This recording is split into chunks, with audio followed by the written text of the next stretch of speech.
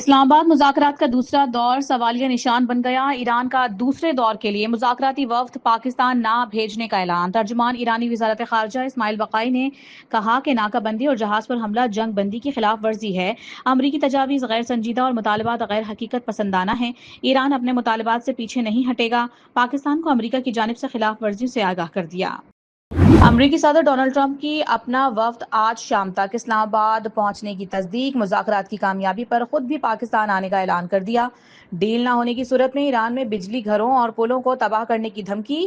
کہا وہ کام کروں گا جو 47 سال میں کوئی امریکی صدر نہ کر سکا۔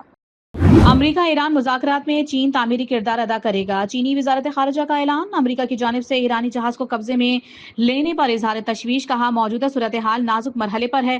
مسائل کا واحد حل مذاکرات میں ہے۔ امید ہے فریقین جنگ بندی معاہدے کی پاسداری کے لیے ذمہ دارانہ کردار ادا کریں گے۔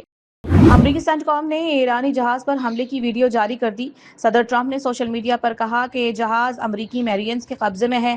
ہم دیکھ رہے ہیں کہ جہاز میں کیا ہے۔ جہاز تقریباً 900 فٹ لمبا اور ایک طیارہ بردار بحری جہاز جتنا وزنی ہے۔ امریکی فوج کی مسلح ڈکیتی کا بہت جلد جواب دیں گے۔ ترجمان خاتم الانبیاء نے خبردار کر دیا۔ کہا کہ امریکہ نے ایران کے تجارتی بحری جہاز پر فائرنگ کر کے جنگ بندی کی خلاف ورزی کی ہے۔ امریکہ نے جس تجارتی جہاز پر حملہ کیا وہ چین سے ایران آ رہا تھا۔ وزیر خارجہ اسحاق ڈار اور آسٹریلین ہم منصب کے درمیان ٹیلی فونک رابطہ۔ آسٹریلین وزیر خارجہ نے پاکستان کے مثبت کردار کو سراہا۔ فریقین میں ثالثی پر نائب وزیر اعظم کی کوششوں کی بھی تعریف۔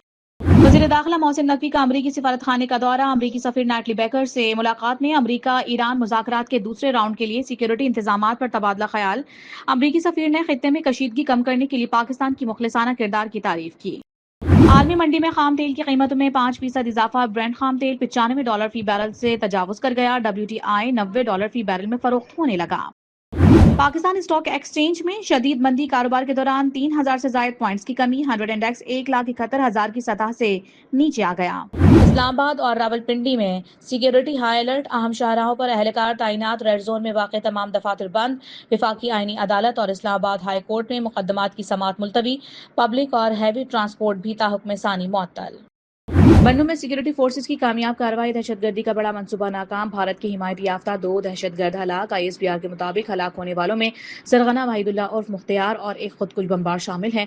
وحید اللہ 21 فروری کو بنوں میں ہونے والے حملے کا ماسٹر مائنڈ تھا۔ دہشت گردوں کے قبضے سے خودکش جیکٹس اور اسلحہ اور بارود برآمد۔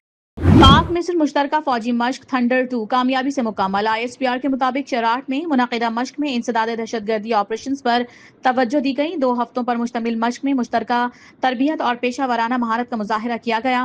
پاک فوج کے SSG کمانڈوز اور مصری اسپیشل فورسز نے شرکت کی۔ ایران کے ساتھ مقابلہ ابھی ختم نہیں ہوا۔ کسی بھی لمحے نئی پیش رفت ہو سکتی ہے۔ ہم دشمن نیتن یاہو نے اپنے ناپاک عزائم ظاہر کر دیے۔ کہا ہم ایران کے ساتھ حالت جنگ میں ہیں۔ معاملہ ابھی ختم نہیں ہوا۔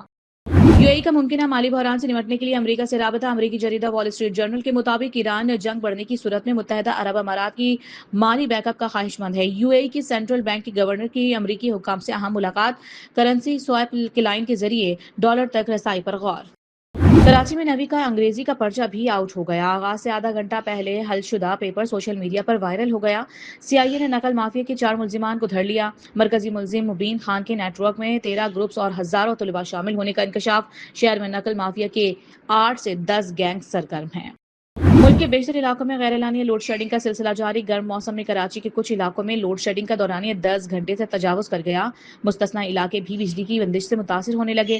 لاہور اور لیسپور ریجن میں بجلی کی طلب 2800 میگا واٹ ہے، جبکہ نیشنل گرڈ سے 2700 میگا واٹ بجلی فراہم کی جا رہی ہے۔ خیبر پختونخوا میں بجلی کی طلب اور رسد میں 600 میگا واٹ کے فرق کا سامنا۔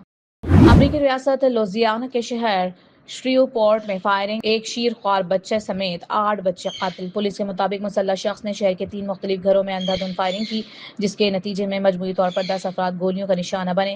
مرنے والوں کی عمریں 1 سال سے 14 سال کے درمیان ہیں۔ ملزم فرار کی کوشش میں پولیس کی فائرنگ سے مارا گیا۔